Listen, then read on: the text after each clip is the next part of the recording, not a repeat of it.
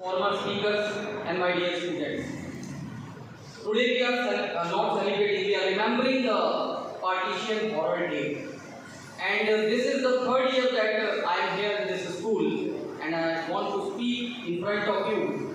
And I have seen a drastic change since 2023. जब 2023 में पहली बार ये कार्यक्रम मनाया गया था तो एक हैंडफुल ऑफ स्टूडेंट्स के साथ में ये केवल लाइब्रेरी में मनाया गया था। अगर वो बच्चे वहाँ उपस्थित हो तो वो जानते हैं, लेकिन उससे हमारा मैसेज पूरे तरीके से पहुँच नहीं पाता। दूसरी बात, पिछली साल जब ये मनाया गया तो ये एमपी हॉल के अंदर ही मनाया गया और बाकायदा विस्तृत चर्चा हुई इसके ऊपर। As a language teacher I would like to tell you that what is the main aim and objective of organizing such type of days. Letter में ये स्पष्ट रूप से लिखा हुआ है कि आप आज के दिन किसी ऐसे स्वतंत्रता सेनानी या किसी ऐसे जिसने पार्टीशन की विभीषिका को झेला हो, अगर वो मिल जाए आपको तो आप अपने विद्यालय में उसे लेकर के आएं और उसकी यादों को आप बच्चों के साथ साझा करें। It is not possible technically because हम आज़ादी की 79th इंडिपेंडेंस डे हम मनाएंगे। 79 का मतलब ये हुआ कि अगर कोई बच्चा उस समय 5 साल का था तो वो आज की तारीख में 85 ईयर्स का होगा और उसके माइंड में इतनी मेमोरीज पार्टीशन के हॉरर की नहीं रही होगी। हाँ, अगर कोई 95 साल का है तो शायद 15 साल के बच्चे की अच्छी खासी मेमोरी है जिसका मिलना बहुत ही मुश्किल है। हाँ, एक चीज और है कि जो बच्चा 5 साल का भारत आया पार्टीशन के समय में विभीषिका को झेलते हुए, जैसा सर ने बताया कि 1.5 करोड़ लोग विस्थापित हुए, उनमें से 10 लाख तो राहों में ही मारे गए और कोई ये नहीं आंकड़े निकालता कि कितने हिंदू थे कितने मुसलमान, क्योंकि सादत हसन मंटो ने सीधा कहा है कि मारे जाने वाला इंसान था, ना हिंदू था ना मुसलमान था।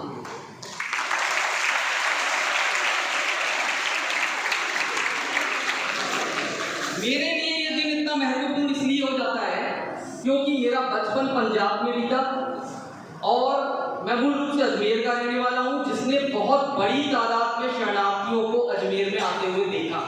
हमने देखा पूरा दरगाह बाजार का इलाका जो था वो यहाँ से विस्थापित हो गया और पाकिस्तान से आए विस्थापितों के द्वारा वो लैंड उनको एलोकेट किया गया।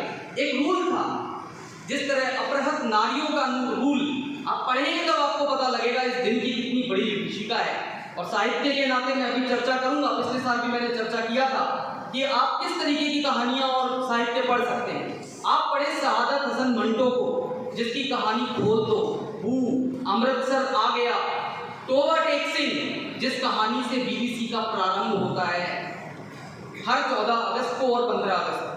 आप पढ़िए कृष्ण चंद्र को, आप पढ़िए अमृता प्रीतम को, आप पढ़िए राजेंद्र सिंह बेदी को और आप पढ़िए पाकिस्तान के भी ऐसे कई शायर हैं जिनमें सबसे बड़ा नाम जो है वो है हमारे बहुत बड़े अदीब फैज़ अहमद फैज़।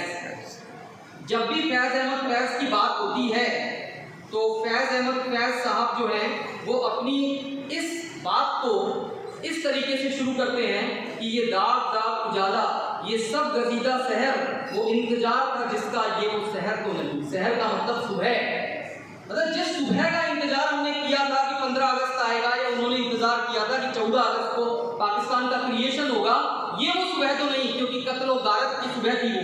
तो ये दाग दाग उजाला, ये सब गजीदा शहर, वो इंतजार था जिसका ये वो शहर तो नहीं, ये वो शहर तो नहीं कि जिसकी आरज़ू लेकर चले थे यार कि मिल जाए कहीं न कहीं फलक के दश्त से तारों की आखिरी मंजिल, लेकिन आखिरी मंजिल उनको मौत के रूप में मिली। तो वो बच्चा आपको बता सकता है जो 5 साल का यहाँ आया कि उसने पार्टीशन के बाद में किस तरीके का जीवन जिया और संघर्ष किया। हजारों लाखों की जायदाद को दोनों तरफ छोड़ करके वो लोग एक स्थापित हो गए, मुहाजिर कहलाए। पिछले साल मैंने आपको मुहाजिर नामा एक पूरी नज्म सुनाई थी जो इस दुख की, इस पीड़ा को बयान करती है। तो आपसे मेरा निवेदन यही है कि आप साहित्य पढ़ें, आज लाइब्रेरी में जाएं, डोमिनिक लेपायर और लैरी कॉलिंस की एक किताब है फ्रीडम एट मिडनाइट, आधी रात की आज़ादी। आप उस पुस्तक को पढ़ें, आपको पता लगेगा किस तरीके से आज़ादी की वो सुबह कैसे आई, क्या हुआ था उस समय।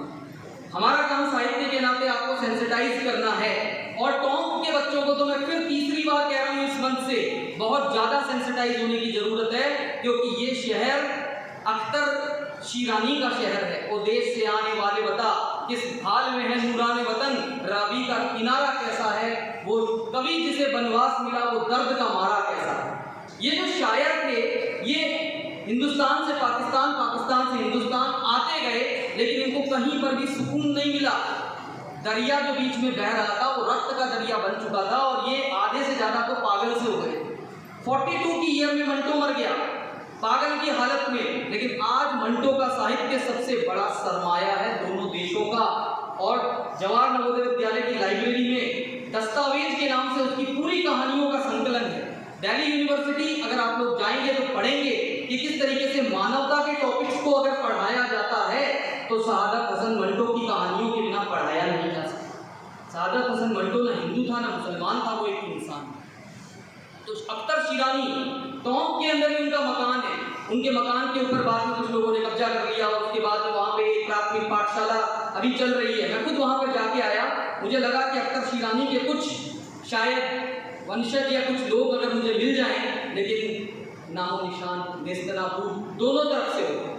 अब चूंकि आपकी जो जनरेशन है वो फिल्मों से ज़्यादा समझती है, हमारे आदरणीय सोशल स्टडी के जो सर है इन्होंने बताया आपको कि कुछ फिल्में भी थी, तो मैं तो आपको एक ही फिल्म हिंदुस्तान की बताऊंगा और एक पाकिस्तान की। हिंदुस्तान की फिल्म का नाम है गर्म हवाएं, स्क्रॉचिंग विंड, 1974-75 में बनी भीष्म साहनी। आप इस पिक्चर को देखिए, आपको उस समय का पूरा मंजर नजर आ जाएगा। अगर आपको और कोई सीरियल देखना है तो 4 घंटे का सीरियल यूट्यूब पे है, तमस, जो भीष्म साहनी ने लिखा था। 1980 के दशक में, जिस दशक में मैं और हमारे ये अध्यापक बंधु पले बड़े हैं, उस समय दूरदर्शन ये सारे के सारे सीरियल्स प्रसारित करता था और इसीलिए इंक्लूसिव सोसाइटी का एक निर्माण करने की जो परिकल्पना और संकल्पना उस समय के लोगों में है वो शायद मुझे अब कम देखने को मिलती है। क्योंकि अब क्या जमाना आ गया फिक्रा परस्ती का। सर ने क्वेश्चन किया था कि ऐसा हुआ क्यों, ये कत्लेआम हुआ क्यों? पोलैंड का विभाजन बड़े आराम से हो गया। नेहरू को लगा जिस तरह पोलैंड का विभाजन हुआ उसी तरह हिंदुस्तान और पाकिस्तान का विभाजन हो जाएगा, क्योंकि पोलैंड का विभाजन ब्लडलेस था, एक रक्त का कतरा नहीं हुआ। पोलैंड में रहने वाले निवासी जो रशिया में रहते थे वो रशियन पोलिश कहलाते थे, जो जर्मनी में रहते थे वो लोग जर्मन पोलिश कहलाते थे, और वारसा जो पोलैंड की राजधानी है उसके सबसे बड़े विस्थापित अमेरिका में रहते हैं। तो उन लोगों ने भी तो विभाजन सहा, लेकिन उनका विभाजन शिक्षितों का विभाजन था। हमारे पॉलिटिशियंस ने जैसा बताया टू नेशन थ्योरी कहकर इस तरीके की मानसिकता को जन्म दिया कि शायद फिक्रा परस्ती जो है वो बहुत ज़्यादा हावी हो गई और उसी लिए ये जो है ये पूरा कत्लेआम हुआ। तो हिंदुस्तान की पिक्चर का नाम है गर्म हवाएं, स्क्रॉचिंग विंड हिंदी में, और पाकिस्तान की पिक्चर का नाम है उदास कानून। ये अनुपम खेर जो है उनकी पत्नी है, उन्होंने इसके अंदर एक्टिंग करी है। आप इन पिक्चरों को देखिए। इसके अलावा और भी बहुत सारी फिल्में हैं जिनको आप देख सकते हैं। और मेरा तो मानना ये है कि डोमिनिक लिपैर और लैरी कॉलिंस की पुस्तक अगर आपने पढ़ ली तो उसमें न जाने आपको कितनी ऐसी कहानियाँ मिल जाएंगी। सर यदि समय हो तो मैं एक नज़्म सुनाना चाहता हूँ, क्योंकि साहित्य के नाते मेरा मानना ये है कि अगर बच्चों के अंदर साहित्य के प्रति आप जब तक सेंसिटाइज नहीं होंगे, आप फील नहीं करेंगे, तब तक आपको एहसास नहीं हो पाएगा कि मरना किसे कहते हैं। मरना तो वो है ना कि जीने की आरज़ू में मरे जा रहे हैं लोग और मरने की आरज़ू में जिए जा रहा हूँ मैं। तो मरना एक अलग चीज़ है, लेकिन इस तरीके से अपने वतन के रास्ते पर आते हुए इस तरीके की मौत, गुमनामी की मौत आ जाना, और वो है केवल किसकी वजह से? एक व्यक्ति की वजह से, और उसका नाम है फिक्रा परस्ती। फिक्रा परस्ती पे नज़्म है, ताकत हो किसी में तो मिटाए मेरी हस्ती, डायन है मेरा नाम लक़ब फिक्रा परस्ती, मैंने बड़ी चालाकी से एक काम किया है, पहले ही मोहब्बत का गला घोंट दिया है, मैं फितने उठा देती हूँ, मैं फितने उठा देती हूँ हर उठते कदम से, इस देश के टुकड़े भी हुए मेरे ही दम से, सरमाया परस्तों ने जन्म मुझको दिया है, मजहब के तअस्सुब ने मुझे गोद लिया है, ऐ मुल्क की तकसीम लड़कपन की कहानी, उस वक्त तो बचपन था मेरी अब है जवानी। उस समय तो फिक्रा परस्ती जो है वो ये कह रही है कि मैं बचपन में छोटी थी, अब तो मैं इतनी बड़ी हो गई हूँ कि न जाने कितने दंगे करा करके देशों के कितने बंटवारे में कर दूँ। अब देख ही रहे हो किस तरीके से युद्ध हो रहे हैं। मजहब के तअस्सुब ने मुझे गोद लिया है मुल्क की तकसीम लड़कपन की कहानी। उस वक्त तो बचपन था मेरा, अब है जवानी। घबराता है शैतान मेरी तकरीर के फन से, मैं जहर उगलती हूँ जवाबन के दहन से। दरकार हुआ जब भी मुझे खून ज्यादा, मैं आ गई ओढ़े हुए मजहब का लबादा। जब भी खून के प्यासी होती है ना ये, तो ये क्या करती है, मजहब का, जाति का, धर्म का लिबास ओढ़ करके आ जाती है। मैं देश की कातिल हूँ और सबसे बड़ी हूँ, बच्चों की भी गर्दन पे छुरी बन के चली हूँ। गोली को सिखा देती हूँ चलने का तरीका, मैं छेद के रख देती हूँ मजलूम का सीना। हर सूखे हुए होठ से लेती हूँ दरी मैं, दम तोड़ने वालों की उड़ाती हूँ हंसी मैं। मासूमों के माँ बाप का सर मैंने लिया है, बच्चों को यतीमी का लक़ब मैंने दिया है। बच्चे जो यतीम होते हैं इसी फिक्रा परस्ती की वजह से होते हैं।